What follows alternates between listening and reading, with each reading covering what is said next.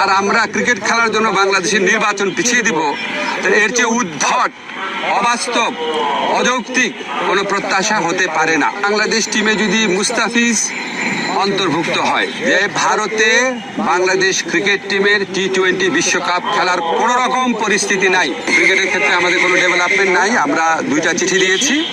চিঠি দেওয়ার পর আমরা আইসিসির যে উত্তর সেটার প্রত্যাশা করছি। এর মধ্যে একটা জিনিস ঘটেছে আপনাদের আমার জানানো প্রয়োজন, সেটা হচ্ছে আইসিসির যে সিকিউরিটি টিম আছে, সিকিউরিটি দায়িত্বে যারা আছে, তারা একটা চিঠি দিয়েছে।